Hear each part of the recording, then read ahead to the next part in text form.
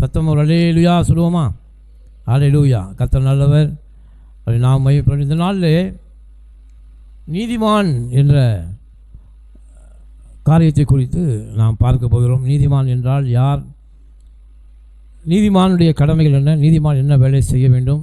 நீதிமானுக்குரிய ஆசீர்வாதங்கள் நாம் பார்க்கிறோம். நீதி செய்கிறவன் நீதிமான் என்று அழைக்கிறான். அதாவது அழைக்கிறோம், தேவனுடைய நீதியை செய்கிறவர்கள் நீதிமான்களாக இருக்கிறார்கள்.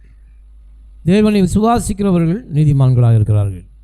ஆகவே கர்த்தர் நம்மை நீதிமான் என்று நம்மை அழைக்கிறார். ஹல்லேலூயா.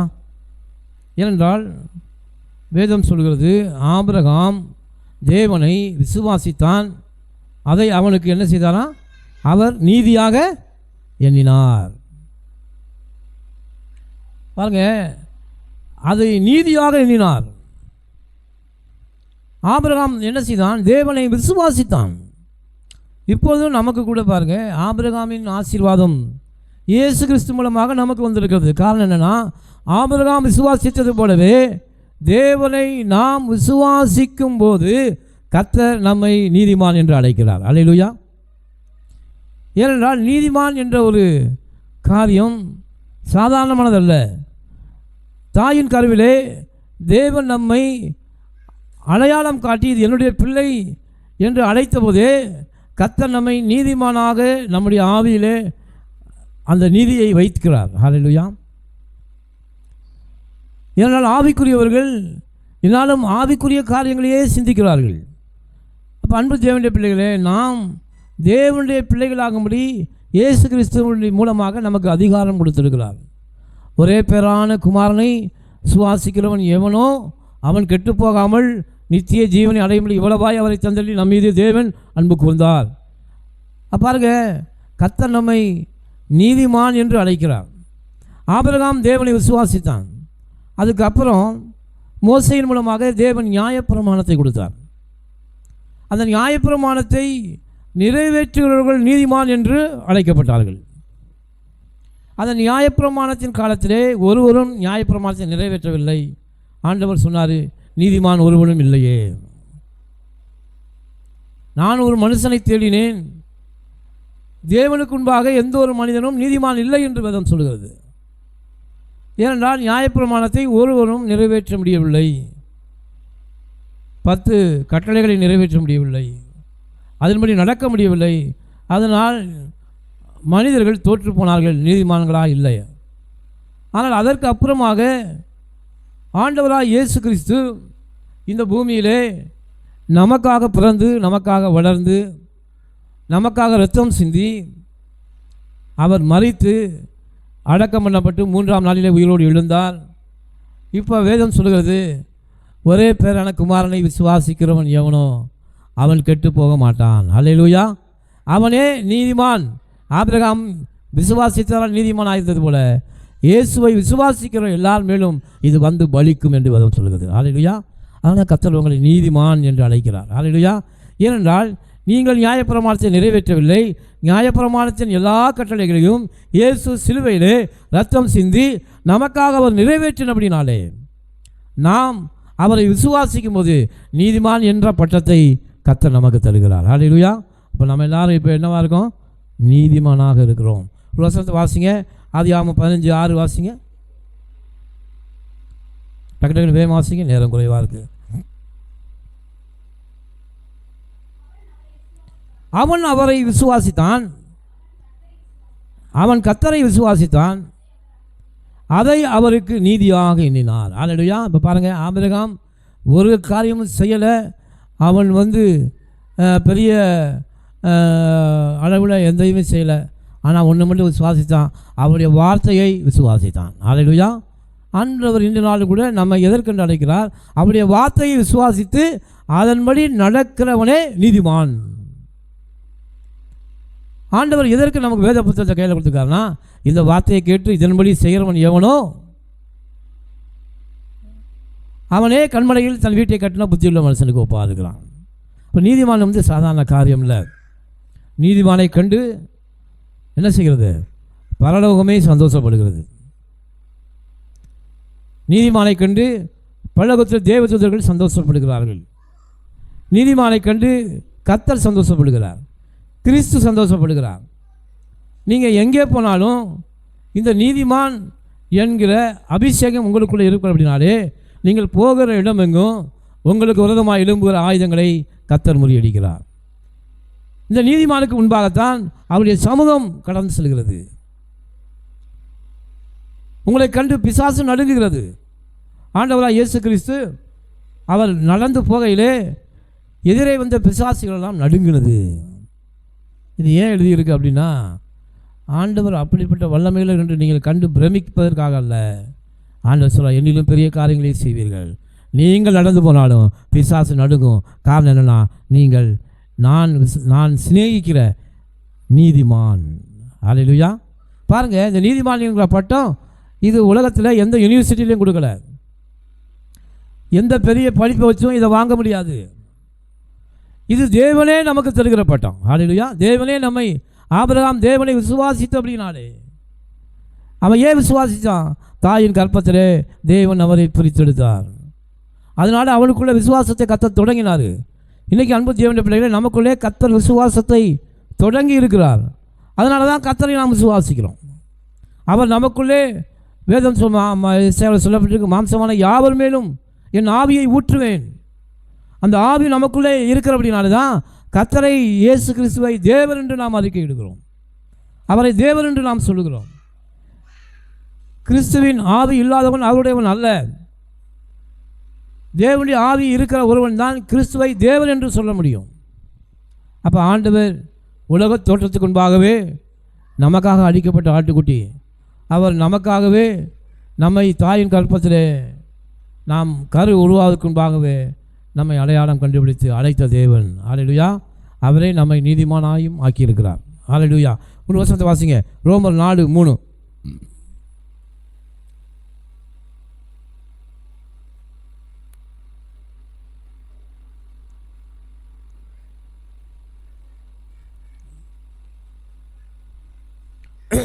வாசிங்க.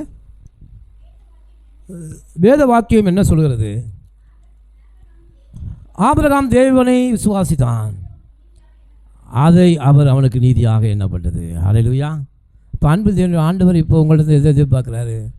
நீங்கள் எந்த அளவுக்கு விசுவாசிக்கிறீங்க, நீங்கள் எந்த அளவுக்கு ஜெபிக்கிறீங்க என்பது முக்கியமல்ல, எந்த அளவுக்கு நீங்கள் பரிசுத்தமாக இருக்கிறீங்க என்பது முக்கியமல்ல, எந்த அளவுக்கு தேவனுடைய வார்த்தையின் மேலே உங்களுடைய நம்பிக்கை இருக்கிறது, எந்த அளவுக்கு நீங்கள் தேவனை நம்புகிறீர்கள், அந்த வார்த்தையின் மேலே உங்களுக்கு எந்த அளவுக்கு நம்பிக்கை இருக்கிறது.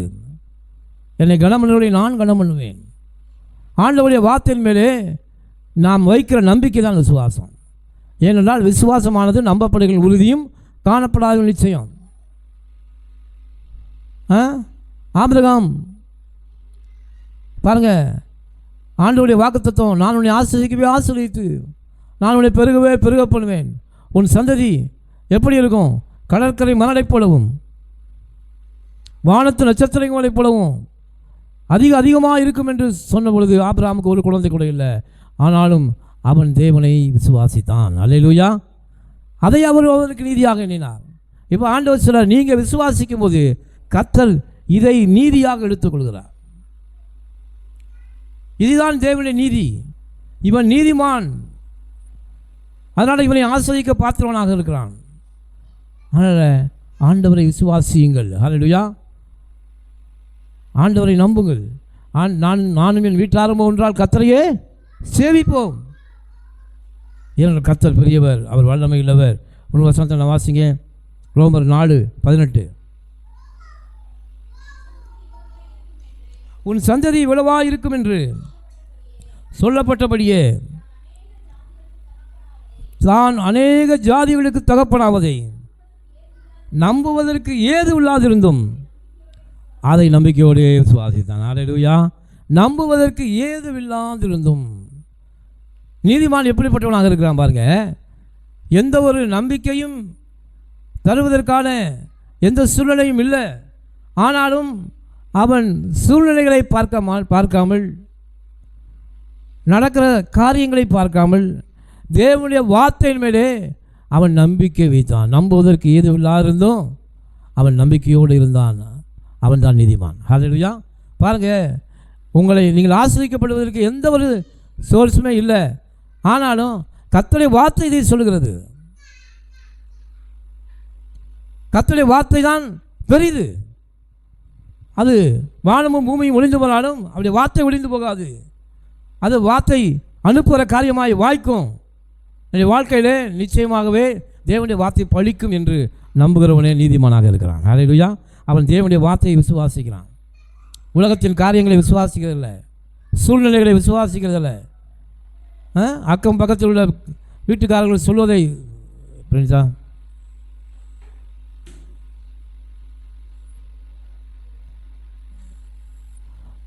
யார் சொல்வதை விசுவாசிக்கிறதில்லை. நீதிமான் எப்படிப்பட்டவனாக இருக்கிறானா, தேவனுடைய வார்த்தையின் மேல் மாத்திரம் நம்பிக்கை வைக்கிறவனாக இருந்தான். பேதுரு பாருங்க, ஒரு மீன் கூட கிடைக்கல. சூழ்நிலை எப்படி இருக்குன்னா, பகல் ஆகிட்டு விழிந்து போயிட்டு, விழிஞ்சதுக்கு அப்புறம் எந்த ஒரு மீனும் பிடிக்க முடியாது.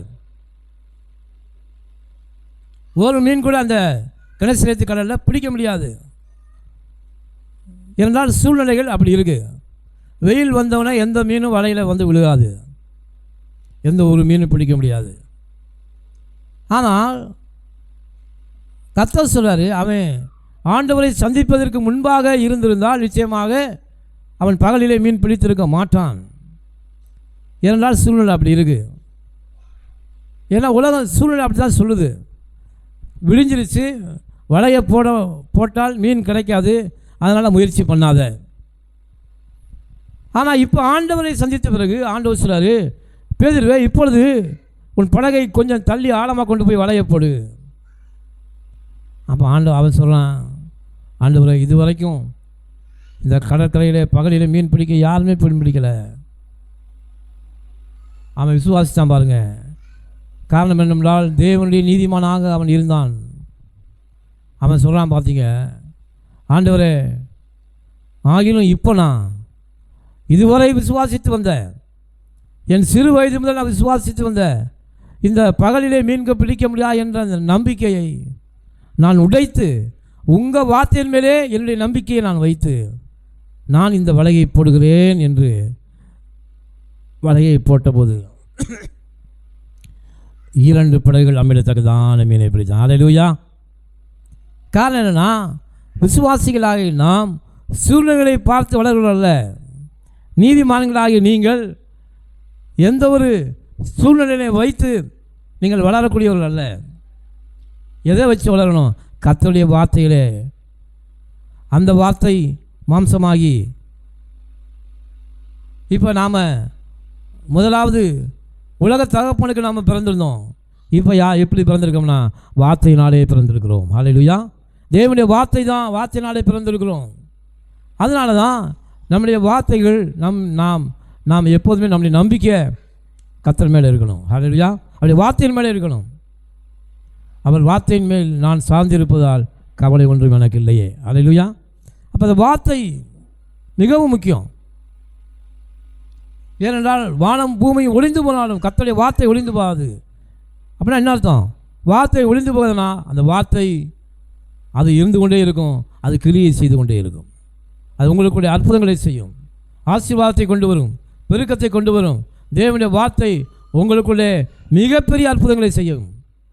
அதனால் அந்த வார்த்தையின் மேலே நீதிமான் நம்பிக்கையாக இருக்கிறவான். வார்த்தையின் மேலே நம்பிக்கையாக இருக்கிற மனுஷன் பாக்கியவான். கர்த்தர் மேலே நம்பிக்கையாக இருக்கிற மனுஷன் பாக்கியவான். சரி, இன்னொரு வருஷத்தை வாசிப்போம். நீதிமானை குறித்து சில காரியங்களை பார்க்க போகிறோம். வாசிங்கள். சங்கீதம் 32:11 வாசிங்க. சீக்கிரம் டக்கு டக்குன்னு வாசிங்க.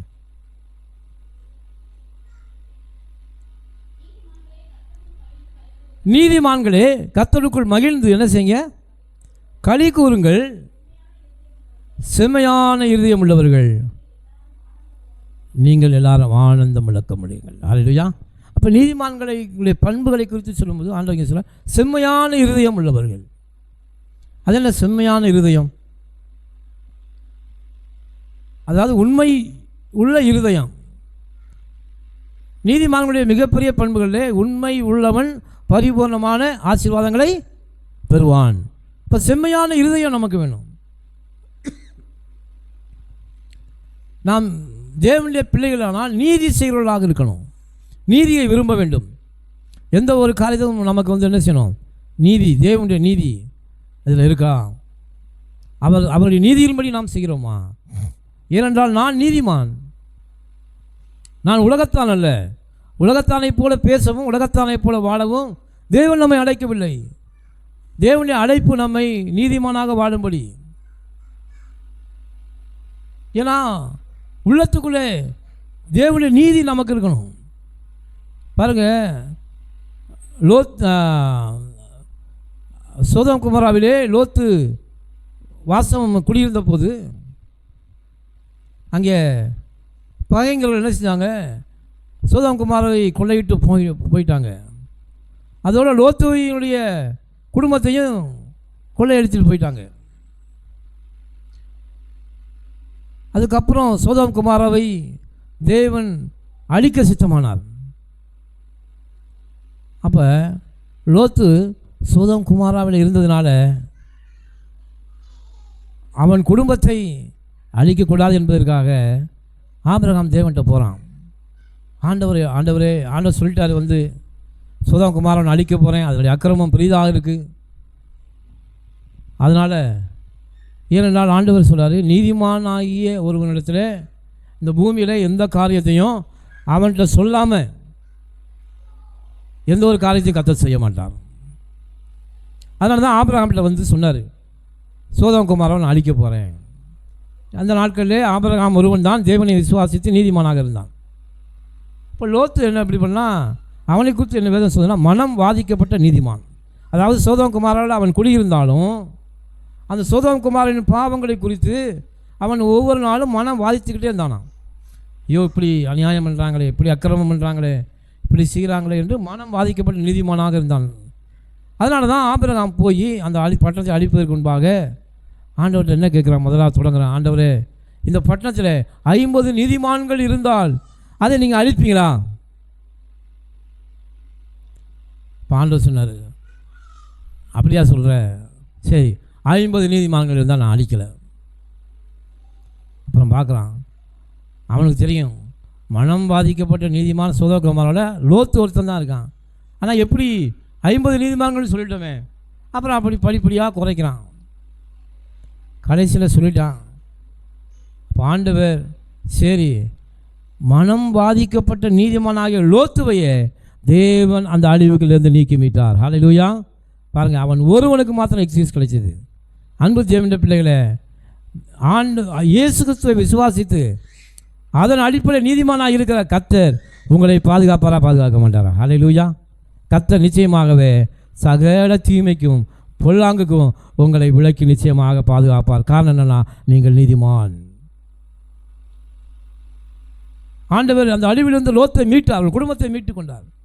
ஆனால் உலகத்தில் உன் பக்கம் 1000 பேரும் உன் வலது பக்கம் 10,000 பேரும் விழுந்தாலும் தீங்கு உன்னை என்ன செய்யாது, அணுகாது. காரணம், நீ நீதிமான் என்று நான் அழைத்திருக்கிறேன். 3 வருஷத்தை வாசிங்க, சங்கீதம் 34:17. வேகவே மாட்டாக்குன்னு வாசிங்க. நீதிமான்கள் கூப்பிடும்போது கர்த்தர் கேட்டு எல்லா உபத்திரவங்களுக்கும் நீங்களாக்கி விடுகிறார். அல்லேலூயா. ஆபத்து காலத்தில் என்னை நோக்கி நீ கூப்பிடு, நான் உன்னை விடுவிப்பேன். அப்போ நீதிமான்கள் உபத்திரவ காலத்திலே கர்த்தரை நோக்கி கூப்பிடும்போது கர்த்தர் நிச்சயமாகவே அந்த நீதிமான்களுடைய சத்தத்தை கேட்டு விடுவிக்கிறார். அல்லேலூயா. விடுவிக்கிறார் இல்லையா?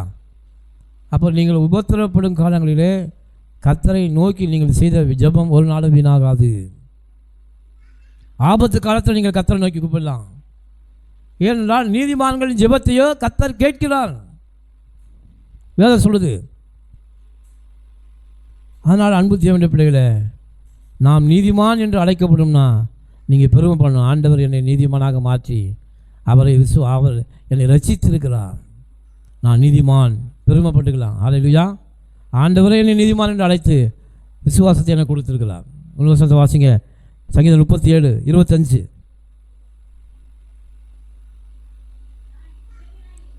நான் இளைஞனாக இருந்தேன், முதிர் வயதும் உள்ளவனானேன், ஆனாலும் நீதிமான் கைவிடப்பட்டதையும் அவன் சந்ததி அப்பத்திற்கு இறங்கித் திரிவதையும் நான் காணவில்லை. ஹல்லேலூயா.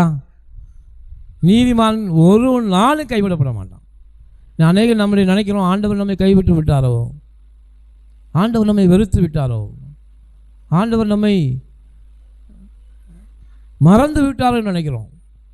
அந்த ஆண்டவர் இங்கே நம்ம வாக்கு கொடுக்குறாரு, நீதிமானாகிய நான் ஒரு நாளும் உன்னை கைவிட மாட்டேன், உன் சந்ததி ஒரு நாளும் அப்பம் இல்லாமல் வீட்டில் இருக்காது என்று கர்த்தர் சொல்றார். அப்பத்திற்கு இறங்கி தெரிவதில்லை. சாப்பாட்டுக்காக உன் குடும்பம் என்றைக்கும் அலையவே அலையாதுப்பா. உன் வீட்டில் தானியமும் பெருக்கமும் உண்டாகியிருக்கும், அது மாற்ற முடியவே முடியாது. ஒரு நாளும் அதை மாற்ற முடியாது. அப்பத்தையும் தண்ணீரையும் ஆஸ்வதிக்கிற தேவன் நீதிமானாகிய உன்னை அனுதினமும் போஷிக்க வல்லமையுள்ளவர். ஹல்லேலூயா. அதனால் நீதிமான் சந்ததி ஒரு நாளும் கைவிடப்படாது. ஒரு வருஷத்தை வாசிங்க, அதே சங்கீதம் 37 19வது வசனத்தை வாசிங்க. அவர்கள் ஆபத்து காலத்திலே வெட்கப்பட்டு போகாதிருந்து, அதாவது காலத்தில் பஞ்ச காலத்தில் திருப்தி அடைவார்கள். ஹல்லேலூயா. ஆபத்து காலத்தில் நீ வெட்கப்பட்டு போக மாட்ட, பஞ்ச காலத்தில் நீ திருப்தியாக இருப்ப. ஹல்லேலூயா. பஞ்ச காலத்திலும் ஈசாக்கு அந்த தேசத்தில் விதைத்தான். அது பஞ்ச காலம், மழை இல்லாத காலம். ஆனாலும் 100 மடங்கு அவன் அறுவடை செய்தான். அன்பு தேவனுடைய பிள்ளைகளே, வருகிற பஞ்சத்தை குறித்து நீங்கள் ஒரு நாள் கவலைப்பட வேண்டிய அவசியம் இல்லை. அப்போ தாழ்ச்சியை குறித்து கவலைப்பட வேண்டிய அவசியம் இல்லை. நீதிமானாகிய உங்களுக்கு கர்த்தர் எங்கிருந்தாவது எலியாவை காகத்தை கொண்டு போஷித்த அந்த வல்லமையில் தேவன் எங்கிருந்தாவது அந்த நீதிமான் என்ற நாமத்திற்காக கர்த்தர் உங்களை கொண்டு வந்து போஷிப்பார். ஹல்லேலூயா. நீங்கள் விசுவாசிக்கணும். விசுவாசத்தினாலே நீதிமான் பிழைப்பான். கர்த்தரை எந்த அளவுக்கு நீங்கள் உள்ளத்தில் உயர்த்தி விசுவாசிக்கிறீர்களோ அந்த அளவுக்கு நீங்கள் ஆசீர்வதிக்கப்படுவீங்க. எந்த அளவுக்கு தேவனுடைய வார்த்தையோடு உங்கள் வாழ்க்கையை இணைத்துக் கொள்கிறீர்களோ அந்த அளவுக்கு நீங்கள் ஆசீர்வதிக்கப்படுவீர்கள். வார்த்தையின் மேலே எந்த அளவுக்கு நீங்கள் நம்புறீங்களோ அந்த அளவுக்கு தேவனுடைய ஆசீர்வாதம் உங்களுக்கு வந்து சேரும். எந்த அளவுக்கு தேவனுடைய நாமத்தை மகிமைப்படுத்துகிறீர்களோ அந்த அளவுக்கு தேவன் உங்களை ஆசீர்வதிக்க வல்லமையுள்ளவர். ஹல்லேலூயா. அப்படி நாமும் மகத்துவம் உள்ளது. உலகத்தில் யாரையும் கர்த்தர் நீதிமான் என்று அழைக்கல, நீதிமானாகிய உங்களை கர்த்தர் சிநேகிதன் என்றும் அழைக்கிறார். இன்னொரு வருஷத்தை வாசிங்க, சங்கீதம் 64:10.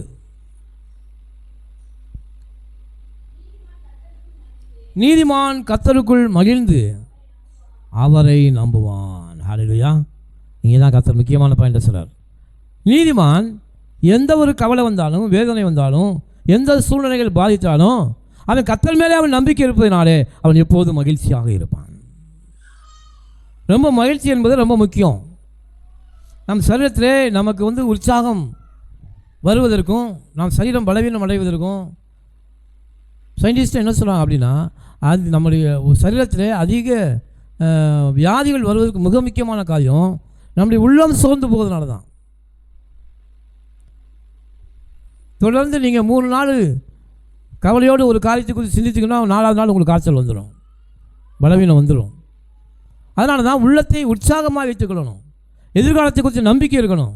கர்த்தர் மேலே நம்பிக்கை உள்ள மனுஷன் பாக்கியவான். எல்லாவற்றையும் என் தேவன் பார்த்துக்கொள்வார். கர்த்தர் அதான் நம்மளை பயப்படாதே, நம்மளோடு கூட நான் இருக்கிறேன். ஏன் இதை பண்ணுறான்னா, இந்த உலகத்தில் நம்மளை கவலைப்படுத்துவதற்கு, வேதனைப்படுத்துவதற்கு அநேக காரியங்களை பிசாசு கொண்டு வருவான். பிசாசின் தந்திரங்கள் நமக்கு தெரியாதல்லவே. என்னடா வாழ்க்கை, இப்படியே வாழ்ந்துக்கிட்டு இருக்கோம் அப்படின்னு நம்ம நினைக்க வைப்பான். அவனை சோர்ந்து போக பண்ணுவான், கவலைப்பட வைப்பான். அப்போ உள்ளம் உற்சாகத்தை இழந்த உடனே நம்முடைய நரம்பு மண்டலங்கள், தசைகள் எல்லாம் சோர்ந்து போயிடும். எந்த ஒரு எதிர்ப்பு சக்தியும் இருக்காது. அப்போது எந்த பலவீனமாக இருந்தாலும் உள்ள நுழைஞ்சிடும். அதனால தான் கர்த்தருக்குள் எப்போதும் சந்தோஷமாயிருங்கள், சந்தோஷம்னு கர்த்தர் சொல்கிறாரு. ஆவி உற்சாகம் உள்ளது தான், மாம்சம் எப்போதும் பலவீனமாக இருக்கும். ஆனால் உன்னுடைய ஆவியினாலே உன் சரீரத்தை உற்சாகப்படுத்தியிருக்கணும். ஹல்லேலூயா. எந்த ஒரு காரியத்தை குறித்தும் நீங்கள் கவலைப்படுறதுனால ஒரு மூலம் கூட்ட முடியாது. நீங்கள் கவலைப்படுறதுனால எந்த ஒரு அற்புதம் நடக்காது, அதிசயம் நடக்காது.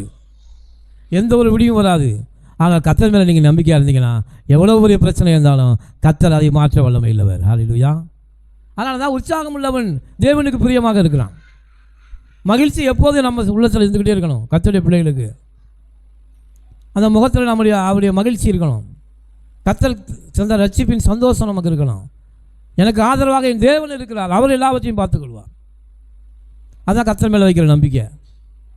ஒன்றும் என்னை சேதப்படுத்தாது. அடிக்கடி சொல்லிக்கணும், எனக்கு உதவமாக உருவாக்கப்படும் எந்த ஆயுதம் வாய்க்காது.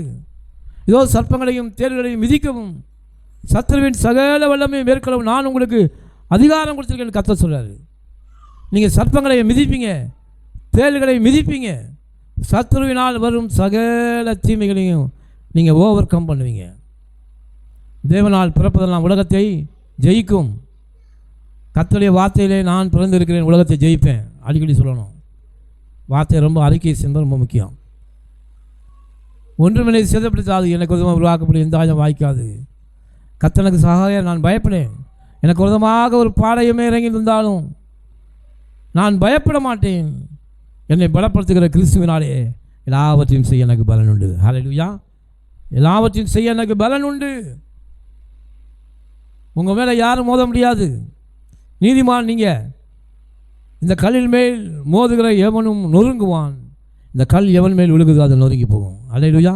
அதனால தான் தேவனின் நீதிமானாக இருக்கிற உங்கள் மேலே எந்த ஒரு உலகத்தின் கிரியைகள் கிரியை செய்ய முடியாது. உங்கள் வசனத்தை வாசிங்க. சங்கீதம் 72:7 வாசிங்க வேமா.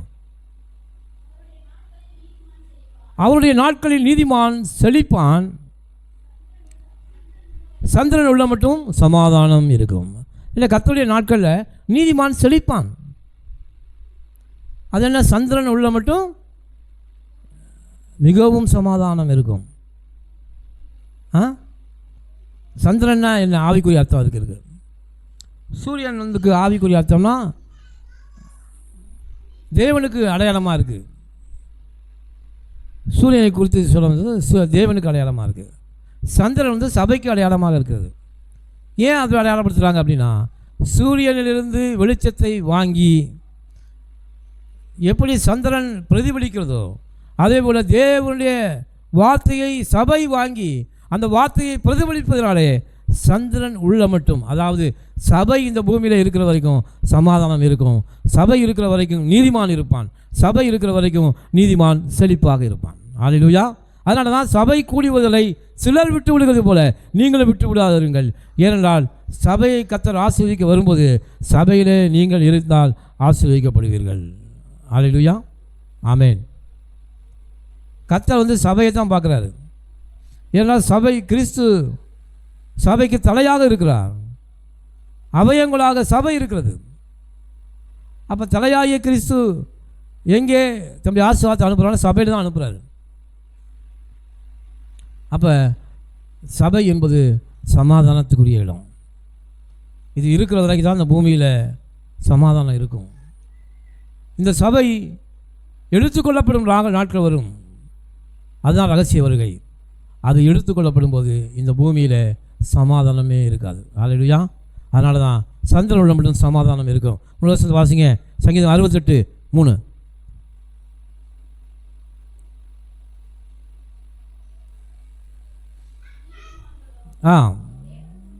தேவனுக்கு முன்பாக மகிழ்ந்து களி கூர்ந்து ஆனந்த சந்தோஷம் அடைவார்கள். ஹல்லேலூயா.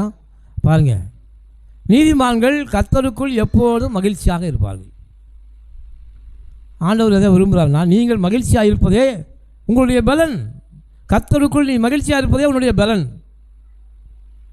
நீ கர்த்தர் எனக்கு இருக்கிறார், அவர் எனக்கு எல்லாவற்றையும் பார்த்துக்கிறார் என்ற மகிழ்ச்சியை நீ அடையாவிட்டால் உன்னுடைய சரீரம் பலனை இழந்து விடும் என்று கர்த்தர் சொல்றார்.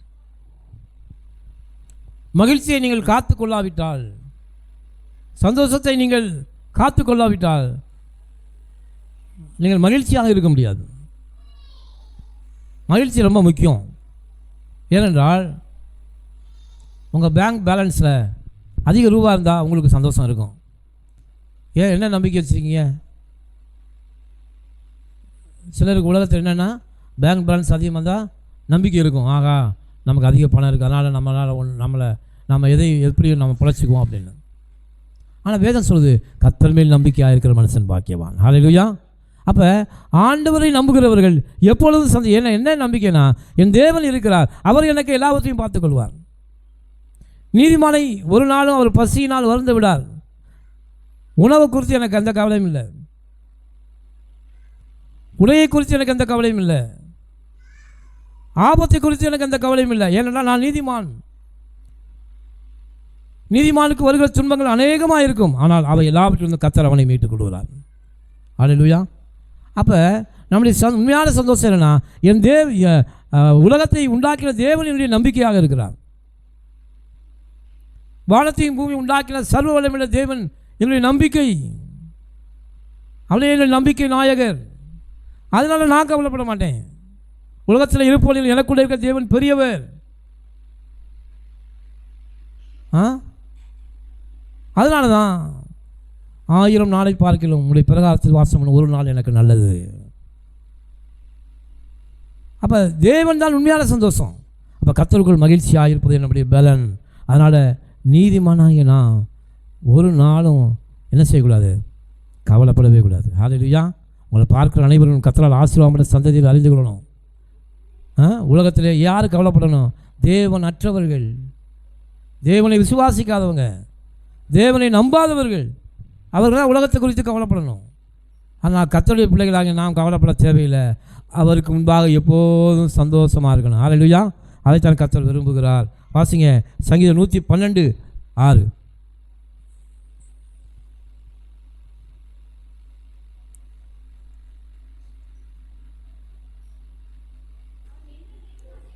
அவன் என்றென்றைக்கும் அசைக்கப்படாதிருப்பான், நித்திய கீர்த்தியுள்ளவன். ஹல்லேலூயா. அன்பு தேவனுடைய பிள்ளைகளே, நீதிமானை ஒரு நாளும் யாரும் அசைக்க முடியாது. அநேகர் நம்மை பார்த்து நினைப்பாங்க, இவனை காலி பண்ணிடலாம், இவனை இருந்த இடம் தெரியாமல் அழித்து விடலாம், இவனை ஒன்றுமில்லாமல் ஆக்கி விடலாம். நமக்கு விதமான காரியங்களை அநேகர் செய்வாங்க. மந்திரங்களை செய்வார்கள், மாயங்களை செய்வார்கள்.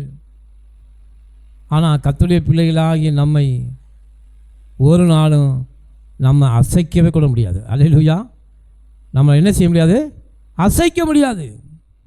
ஏனென்றால் நீதிமான் நித்தியமான கீர்த்தி உள்ளவன். நித்திய கீர்த்தி என்பது என்ன? இம்மையிலும் மறுமையிலும் கீர்த்தியுடையவன் தான் நீதிமான். கர்த்தருடைய நாமம் அவன் தலையின் மேலே எழுதப்பட்டிருக்கிறது. கர்த்தரால் அழைக்கப்பட்ட பிள்ளைகளாக நாம் இருக்கிறோம். நமக்கு விரோதமாக எத்தனை பேர் வந்தாலும் நம்ம அசைக்க முடியாது. உம்மாலே நான் ஒரு சேனைக்குள் பாய்வேன். உன் பக்கம் 1000 பேரும் வலது பக்கம் 10000 பேரும் விழுந்து செத்தாலும் அந்த 10000 பேருக்குள்ள நீ ஒருவனாயிருந்தாலும் உன்னை தேவன் காப்பாற்ற வல்ல கர்த்தர். காரணம் நீ நீதிமான். அதான் நீதிமான் என்பது ரொம்ப முக்கியம். இது நீங்கள் ஆண்டவர்கிட்ட ஜெபம் பண்ணியோ உபவாசம் இருந்தோ அவருக்கு நல்ல பிள்ளையாக நீங்கள் இருந்தோ அந்த வாங்கலை. கர்த்தரே தம்முடைய தயவுள்ள சித்தத்தின்படி உங்களை நீதிமான் என்று அழைக்கிறார். ஹல்லேலூயா. அது கர்த்தர் கொடுத்த பட்டம். இது யாருக்கும் எளிதாகவும் யாரும் பெற முடியாது. உங்களுக்கு சந்தோஷம் வாசித்து முடிப்போம். 118:15 சங்கீதம் 118:15. நீதிமான்களின் கூடாரங்களில் ரட்சிப்பின் கம்பீர சத்தம் இருக்கும். கர்த்தரின் வலதுகரம் பராக்கிரம், ரட்சிப்பின் சந்தோஷம். கர்த்தர் வீட்டை குறித்து பேசுகிறார் பாருங்க. நம்முடைய வீடு எப்படிப்பட்டதாக இருக்கணுமா? நீதிமான்கள் கூடாரத்தில் ரட்சிப்பின் சந்தோஷம் இருக்கணும். இன்றைக்கி அநேக கூடாரங்கள், கர்த்தருடைய பிள்ளைகளுடைய கூடாரங்கள் எப்படி இருக்குது? போர்க்களமாக தான் இருக்குது. காரணம் என்ன? தேவைகள் அதிகமாக இருக்கிற அப்படின்னாலே சண்டைகளும் சச்சரவுகளும் இருக்குது, பொறாமைகளும் போட்டிகளும் இருக்குது. அது நீதிமானுடைய கூடாரமாக இல்லை. ஆகாமிய கூடாரங்களில் வாசம் பண்ணுவதை பார்க்கலும் ஆகாமிய கூடாரமாக இருக்குது நம்முடைய வீடு. அப்படி இருக்கக்கூடாது. நீதிமானுடைய கூடாரத்தில் சந்தோஷம் இருக்கணும் எப்போவுமே. ஹல்லேலூயா. சமாதானம் இருக்கணும். எப்போதும் மகிழ்ச்சியை வருவித்துக் கொள்ளணும். கர்த்தர் அதான் நீதிமானுடைய கூடாரத்தை செழிக்க பண்ணுகிறார். காரணம் என்னன்னா, அவங்க நம்பிக்கை கர்த்தர் மேலே இருக்குது. அதனால் எதை குறித்து அவர்களை கவலைப்பட தேவையில்லை. ஆண்டவர் சொன்னார், ஆகாயத்து பறவைகளை நீ கவனித்து பாரு, ஒரு நாளும் அவள் விதைக்கிறதும் இல்லை அறுக்கிறதும் இல்லை, ஆனால் ஒரு நாளும் எனக்கு நாளைக்கு உணவு வேண்டும்னு கவலைப்படவே இல்லை. கர்த்தர் இன்றைக்கு அன்றன்று உள்ள அப்பத்தை எனக்கு நீ கொடுத்தாருன்னு இரவு ஜெபத்தில் நாம் குடும்ப ஜெபம் பண்ணும்போது நாம் 10 மணிக்கு உட்காந்து சந்தோஷமாக பாட்டு பாடும்போது பக்கத்து வீட்டுக்காரன் பார்ப்பான், என்னையா நம்மலாம் உட்காந்து அதை குறித்து கவலைப்படுறோம், இதை குறித்து கவலைப்படுறோம். நீதிமானுடைய கூடாரத்தில் நைட்டு பாரி சந்தோஷமாக பாட்டு படிக்கிறாங்க. நீங்கள் உட்காந்து கவலையோடு தான் பாட்டு படிப்பீங்க, எனக்கு தெரியும். எனக்கு கவலையோடு தான், ஆனால் ஜெபிக்கணுமே, என்ன செய்து குடும்ப ஜெபம் பண்ணணுமே அப்படின்னு நீங்கள் கவலையோடு தான் உட்காந்து பாட்டு படிப்பீங்க. ஆனால் வெளியில் கேட்குறவங்க என்ன நினைப்பாங்கன்னா, சந்தோஷம் இல்லாமையா அவங்க பாட்டு பாடுவாங்க, இவங்க எல்லாம் எவ்வளோ சந்தோஷமாக பாட்டு போகிறாங்க. அன்பு தேவனுடைய பிள்ளைகளை, நாம் குடும்ப ஜெபம் பண்ணும்போது நீதிமான்களுடைய கூடாரத்தில் கம்பீர சத்தம் உண்டாயிருக்கும். ஹல்லேலூயா. ஆண்டவரை துதித்து நாம் பாடும்போது கர்த்தர் பார்க்குறாரு, என்னுடைய பிள்ளைகள் இந்த நாள் முழுதும் அவர்களை பாதுகாத்தேன், இந்த நாள் முழுதும் அவர்களை நடத்தினேன், சகல தீமைக்கும் பொல்லாங்குக்கும் விக்கிரங்களுக்கு விலக்கி நடத்தேன், ஆபத்துகளுக்கு விலக்கினேன். அதனால் என் தேவன் என்னை பிள்ளைகள் என்னை பாடி நான் இரவில் நன்றி செலுத்துகிறார்கள். அதனால் நீதிமான்களுடைய கூடாரம் சமாதானத்தின் கூடாரம், சந்தோஷத்தின் கூடாரம், வெளிச்சத்தின் கூடாரம், உலகத்தின் அனைவருக்கு வெளிச்சமாக இருக்கிறீர்கள். நீங்கள் ஆண்டவர் சொல்றார், எழும்பி பிரகாசி உன் ஒளி வந்தது, உன் வீடு வெளிச்சமாக இருக்கணும், ஒளியாக இருக்கணும். வெளிச்சம் ஒளிக்கு எதுக்கு அடையாளமாக இருக்குன்னா, அநேகருக்கு வழிகாட்டுகிறதுக்கு அடையாளமாக இருக்குது. கர்த்தருடைய வார்த்தை கால்களுக்கு தீபமும் விளக்குமாக இருக்கு என்று சொல்லுது. அப்போ அநேகருக்கு நீங்கள் சாட்சிகளாக இருப்பீர்கள். கர்த்தர் சொல்றாரு, நீங்கள் எனக்கு சாட்சிகளாக இருப்பீர்கள். அன்பு தேவனுடைய பிள்ளைகளை, நீங்கள் சாட்சியாக இருக்கணும்னு கர்த்தர் விரும்புகிறார். ஆமென். அதனால தான் நீதிமானுடைய கூடாரத்தில் கம்பீர சத்தம், மகிழ்ச்சியின் சத்தம். அது மகிழ்ச்சியின் சத்தம்னா நீங்கள் சிரிச்சுக்கிட்டு குமாரம் அடிக்கிறதில்ல, உங்கள் வீட்டில் தேவனுடைய பாட்டு சத்தம் கேட்கணும். ஹல்லேலூயா. இரவு நேரத்தில் அவரை புகழ்ந்து பாடுகிற சத்தம் கர்த்தருக்கு கேட்கணும். அதான் நீதிமானுடைய கம்பீரம். கர்த்தர் அப்பொழுது உங்கள் குடும்பத்தை வேலி அழைத்து பாதுகாத்துக் கொள்வார். காரணம் என்னவென்றால் நீங்கள் நீதிமான். ஒரே ஒரு வசனத்தை வாசித்து முடிச்சிருவோம். 146:8 சங்கீதம் 146:8. நீதிமானை குறித்து அநேக வசனங்கள் நிறைய இருக்குது, ஆனால் நம்ம சங்கீதத்தை மட்டும் தான் பார்த்துருக்கோம்.